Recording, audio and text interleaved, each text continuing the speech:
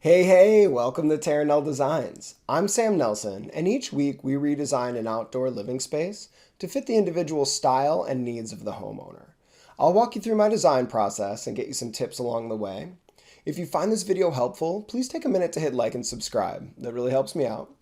And if you're looking to redesign your outdoor living space, head on over to our website, terraneldesigns.com, and click Get Started.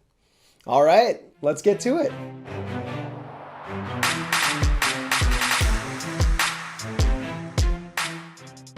Today's design, we have a sloped backyard. It's a side-load garage, so the driveway leads directly into the backyard, and we have a big slope going across the yard. The basement is a walkout, so we have a small patio in that space. We have some large existing trees along the back of the property that give us great privacy.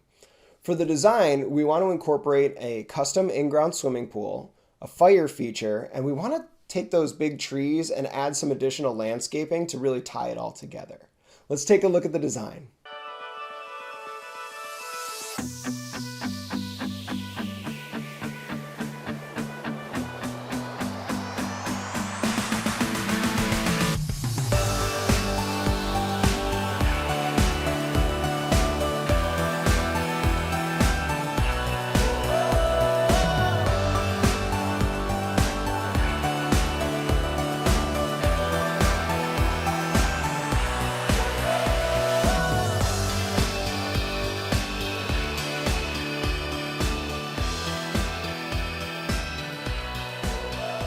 These slope backyards are great. I love playing with the different elevations. So for the pool, that's going to be the same elevation as the walkout basement. We have an existing patio space here. This is made from a stamped concrete that's in great shape, so we get to incorporate that. This is kind of more of like the lounge area. We have some more living room style furniture here. On the deck leading out from the kitchen, that's more of the dining space. We have our dining table and our grill up in that area. Now around the pool, we can either use pavers, we can use stamped concrete like the existing patio, or we can use a brushed concrete. Stamped concrete tends to be a little slick. There are ways to make it less slippery, but typically I don't like to use them around pools as often. Pavers are going to be a more expensive choice, but we can really kind of blend that stamped concrete look without the slippery nature. Otherwise, we could go with a brushed concrete. That would be like, a driveway.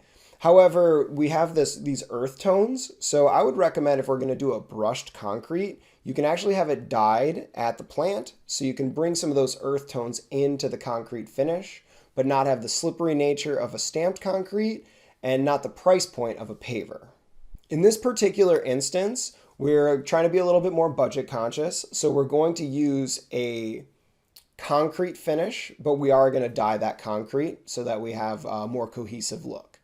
A nice free-form shaped pool, kind of running on an angle so we can play with those grades, but also in running the pool on an angle, it opens up the space by the existing deck where we can have kind of a step up to a fire pit area. So the fire pit area kind of overlooks the poolscape. It's a beautiful space. In this area, we can use pavers so that we can connect the seat wall, the fire pit area, and the pavers can kind of all be a cohesive look, and we'll use those same earth tones. Using pavers in this area, because it's a smaller space, is more effective on the budget rather than going all the way around the pool deck. So this is a great way to bring some high-end finishes, but in a small, really effective space. The trees along the back of the property are in great shape. They're healthy, they offer excellent privacy. Now they are pretty big and there's not a defined bed underneath them or complementary landscaping. So we want to kind of make more of a transition so it feels like a well thought out plan rather than just, hey, how do we get the biggest trees here so we can block my neighbors? We want to make it look like it was all part of one cohesive plan from the beginning. So first and foremost, we can cut out a nice landscaping bed. We can mirror some of those free-form curves that the pool has. We can add a nice layer of mulch to define that space. We can add some outcroppings to bring some interest. That's super low maintenance. You just have to plop those rocks in there and forget about them.